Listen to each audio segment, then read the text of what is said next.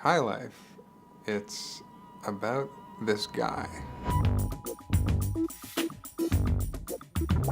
These guys, you know, as different as they are, these guys are definitely clicking. What the fuck is going on? You know, I thought that was bad too. Nobody fucking settle down. Tim's great. He's the daddy at the set. We call him the counselor. You're the only one who calls me that. He's a true gentleman. No, not his face!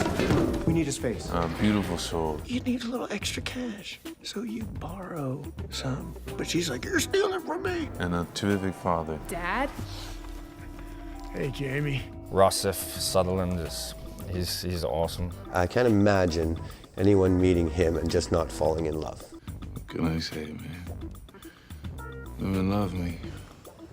When something's written really well, you can almost make no mistakes. And you kind of can come at it that way.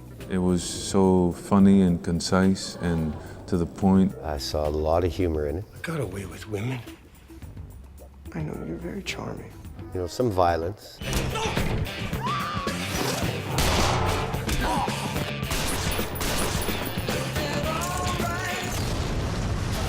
Gary's direction to me is, you know, smile, have some fun. Making a movie is hard. You need to focus. Such a playfulness to him. No messing around, no fun. Enjoys laughing. I don't like any of this. He will have told me roughly what he wants at the beginning of the day, and then give me and the operator lots of leeway to set the shot ourselves. I like to set the shot myself. It's very important. He has the humility as a director to be able to say, oh, that's far better than my idea. I don't like it when actors have ideas. Gary specifically said to me, trust me, I will take all your ideas and steal them and say they were mine. He's very involved with his actors. Most of the time, I have no idea what I want, especially from the actors. It's the process of all working together and everybody bringing the best that they can to the table and us participating together on the same vision. It's a beautiful, beautiful, beautiful thing.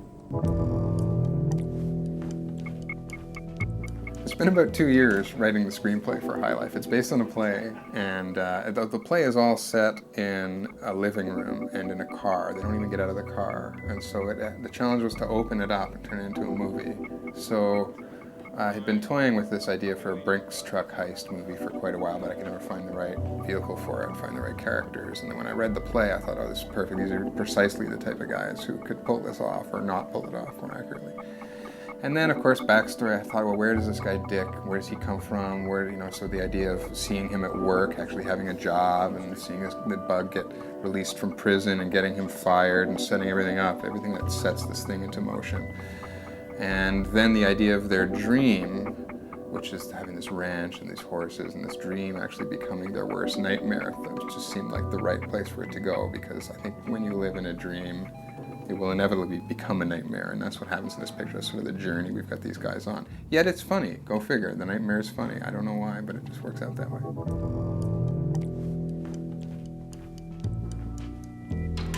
The first time we actually got the four guys together was the scene in the diner where Dick is sort of laying out the plan. We had the four guys sitting across at the counter, and I just let the camera roll on a master for the whole scene, which is probably about 5-6 pages of dialogue. And eventually we did go in and do some coverage, some close-ups, but in editing, we just left this long take. I don't know how long it goes on, and half the scene is just played in this one master, because you've got these four guys, and they're all so different, and you decide how you want to edit it when you're watching it. You know, you look at this guy. You tell the bank their ATMs are spewing out extra zeros, and you watch how fast they're on it.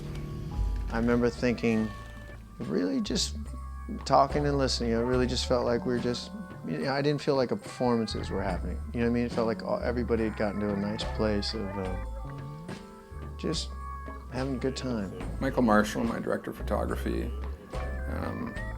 has a very particular style where it's always something very bright, always very bright walls behind the characters, but the characters themselves are always set into shadow, which works for the dark comedy. I like them to feel a little bit boxed in. And if you make everything shadowy, it's boring, right? If everything's always dark and just a little edge light that people give you and that, I like to go really bright in the backgrounds and cut people out against it. The French style of painting, contre-jour, is what I like to use.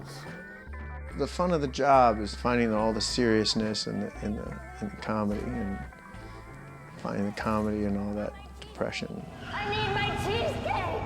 Give her a cheesecake, baby.